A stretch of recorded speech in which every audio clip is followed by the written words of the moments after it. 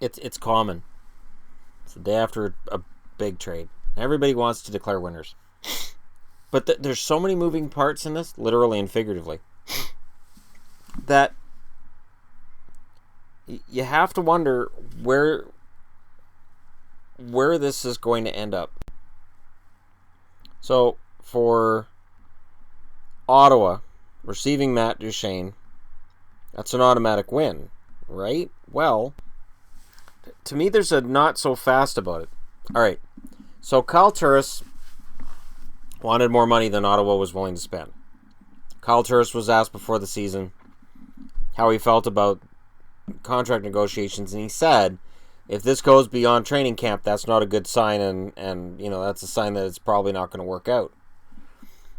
Turris was a good soldier for Ottawa, and he was very good last year, and he had a good start this year too. So they bring in Duchene in part because they didn't want to pay Turris. But Matt Duchene's a free agent at the end of next year. So what they've done essentially is kick the can further down the street by one season. They pick up Duchene, who they clearly feel is an upgrade over Turris, because they gave up a first rounder, a third rounder, as well as Duchene, Bowers, and then a cap dump of Hammond as well. Now, the first round pick, I keep seeing people saying, well, it's like a 25th, 24th, 23rd pick. The Senators aren't exactly storming the gates for the Stanley Cup right now. I know the Senators reached the conference championship last year and they took the Penguins to the limit, but this is a whole new season. And Ottawa's problem hasn't been goals. Ottawa's issue in games they've lost, it's really starting to look like goaltending could be an issue for them as soon as now. So while I love Craig Anderson and the emotional lift that everything he's been going through has provided to his teammates, and I will not underestimate that either. This is a new season, and I really think that we're looking at a team of guys who are having a harder time getting back into that overachieving mode. And Anderson in particular hasn't... I've watched a number of Ottawa games, and he hasn't looked stellar. I know, like, for instance, the Vancouver game. He looked good. He did. I mean, Ottawa won that game in a shootout, but I wouldn't say he won the game for the Senators. He didn't lose it for them either. But he is at that age. So while we've got all these other storylines to do with Anderson that are all heartwarming, and I take nothing away from them or their ability to motivate a team, they're limited in scope. And there is a limit to how much and for how long a team can feed off of that. So there's an issue in the Ottawa net right now. And Condon played great last year. But that was one season compared to other years where he's been okay. But Ottawa's a team that I do think has a lot of holes in their roster. And sure, this trade, they didn't lose Colin White, they didn't lose Shabbat, they didn't lose Logan Brown, they kept their big free agents. But that number one draft pick, if they miss the playoffs, could be somebody really, really good. Let's just say Ottawa misses the playoffs and say that becomes a number 10 draft pick. That could be a really solid player that they've traded to Colorado. Because the thing is, for me, if I'm in the playoffs right now and I'm trading out my number one draft pick, I want to make sure that there's no chance I'm going to miss the playoffs. None. And Ottawa, I'm not sure. Now, I understand that Pierre Dorion desperately wanted Matt Duchene and has been working on getting Matt Duchene for over a year. I don't know that I like the deal for Ottawa from that perspective, because they lose that top 10. Let's say it's a number 18 draft pick. Let's just say it's 18th. So they make the playoffs, they go out in the first round, and it's an 18th overall draft pick. And then next year they can't get a deal done with Duchene either. Let's just go there. If Duchene is a rental of a year and a half, this is one of those deals that down the road could lose Dorion his job. And for Ottawa fans right now, it's like, oh, we got Duchene, this is going to be great. if they hadn't lost Turris, I'd absolutely agree. I'd be right on board with that and say, yeah, down the middle, they're really solid now. That's a fantastic. You got Broussard, you got Turris, you got Duchene. Holy crap, look out east. Here come the Senators. From the Nashville perspective, there's no loss here. Girard, yeah, he's a solid defensive prospect. And I think he's going to be a regular in the NHL. He could be top 4 for Colorado as soon as their next game. And Kamenev looks ready. According to the stats that I was looking up, his American Hockey League stats show that he's about as ready as he's going to get. And Colorado will give him a shot at playing as soon as possible. And then a second-round pick looks like very little risk.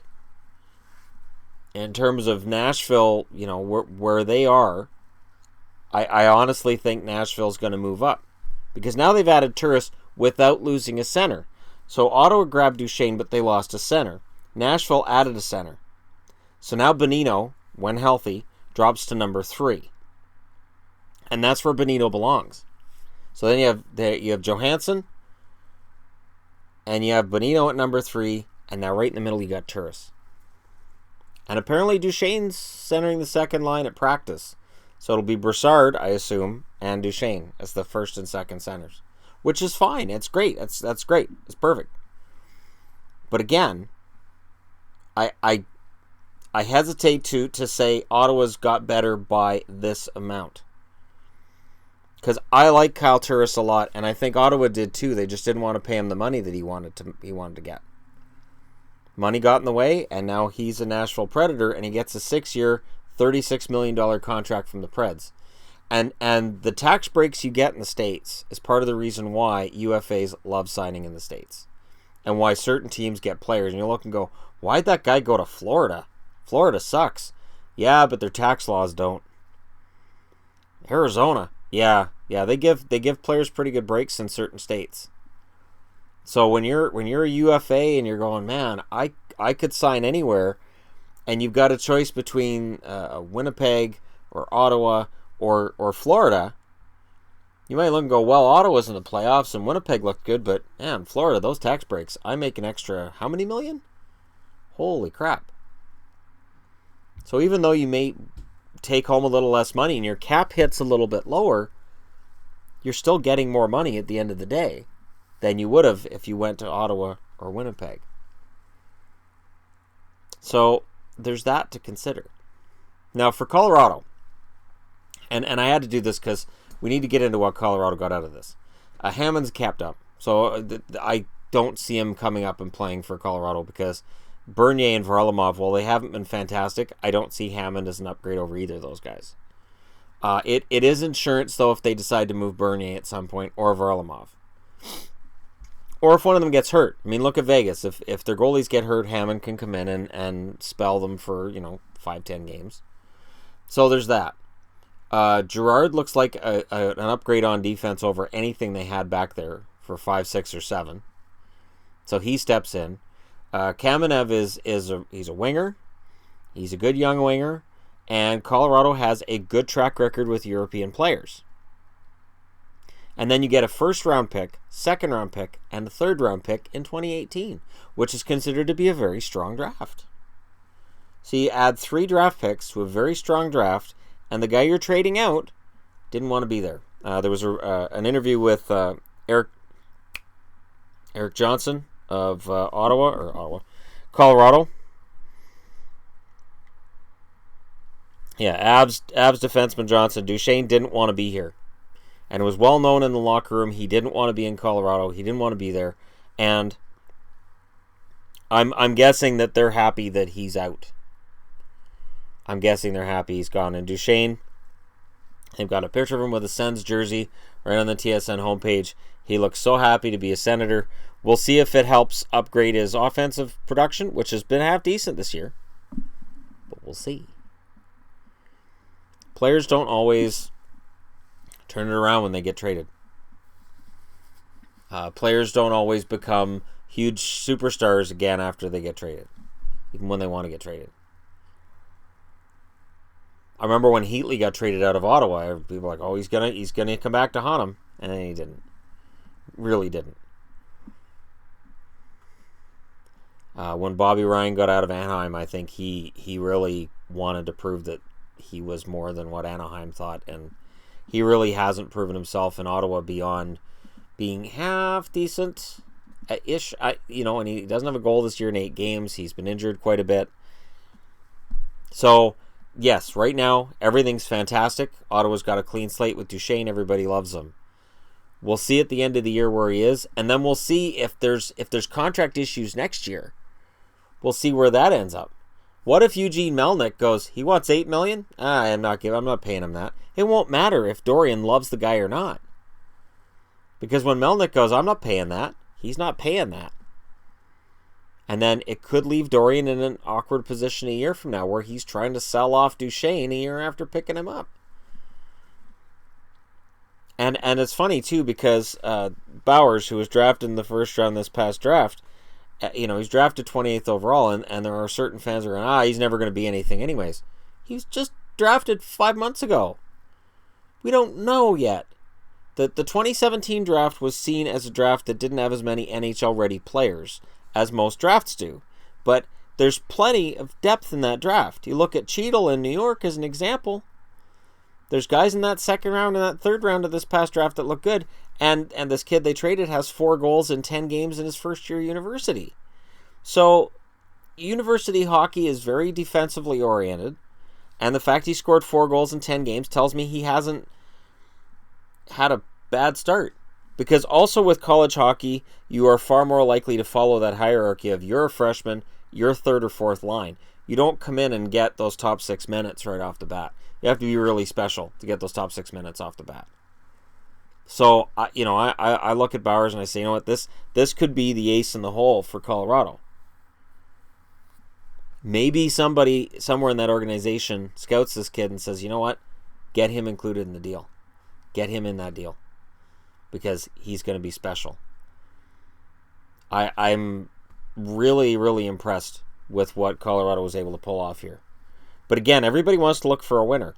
I don't look for a winner right now. Right now, the winner is Nashville and Ottawa, tied. Ottawa because they get the guy they wanted. And I think he'll be rejuvenated for at least the first 20 games in Ottawa. I'd be surprised if Duchene doesn't score at a point-a-game pace his first 20 games in Ottawa. Turris is going to play really, really well in Nashville. They've committed to him long-term. He's going to be happy. Colorado, I expect a clawback. I expect them to drop back in the standings a little bit. Although Kerfoot's been playing well. Rantanen's been playing well. McKinnon's showing signs of life. Maybe they can score enough goals to make up for the loss of Duchene. We'll see. But let me know. So we're 24 hours out, and I wanted to do a more let's look at it from all 3 sides kind of video.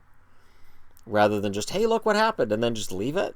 So I want to look at it from all 3 sides. And Colorado fixes the future.